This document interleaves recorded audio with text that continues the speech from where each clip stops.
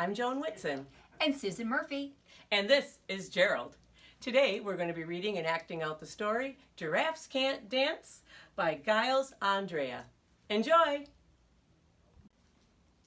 Gerald was a tall giraffe whose neck was long and slim, but his knees were awfully crooked and his legs were rather thin. He was very good at munching and standing very still, but munching shoots off trees. But when he tried to run around, he buckled at his knees.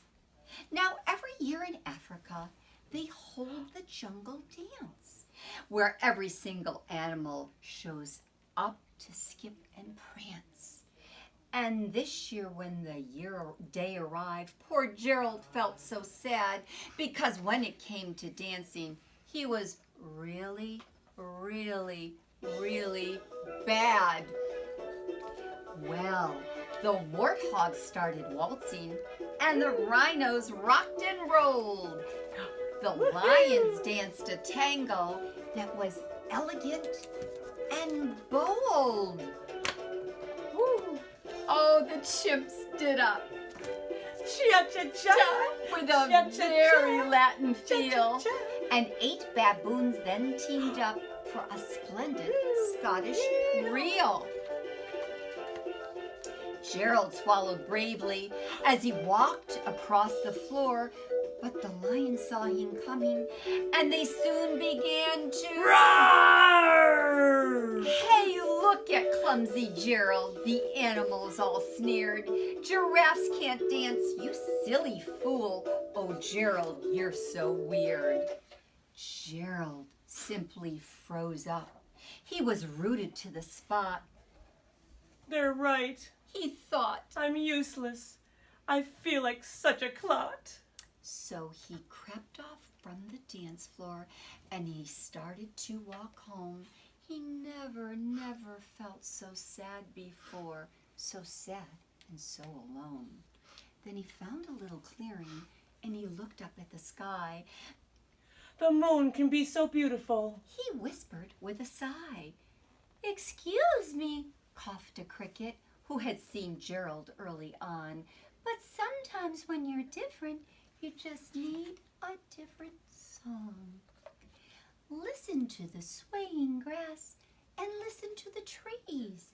To me, the sweetest music are the branches in the breeze. So imagine that the lovely moon is playing just for you. Everything makes music if you really want it to. With that, the cricket smiled and picked up its violin. Then Gerald felt his body do the most amazing thing. His hoofs started shuffling, making circles on the ground. His neck was gently swaying, and his tail was twirling round and round and round. He threw his legs out sideways. He swung them everywhere.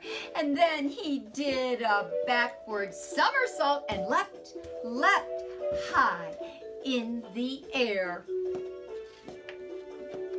Gerald felt so wonderful. His mouth was open wide. I am dancing. Yes, I'm dancing. I am dancing. Gerald cried. Then one by one, each animal who had been there at the dance arrived while Gerald boogied on and watched him quite entranced. They shouted, "It's a miracle! You must be in a dream." Gerald's the best dancer that we've ever seen. How did you learn to dance like that? Please, Gerald, tell us how. But Gerald simply twirled around and he finished with a bow. Then he raised his head and looked up at the moon and stars above. We all can dance. He said, when we find music that we love. The end.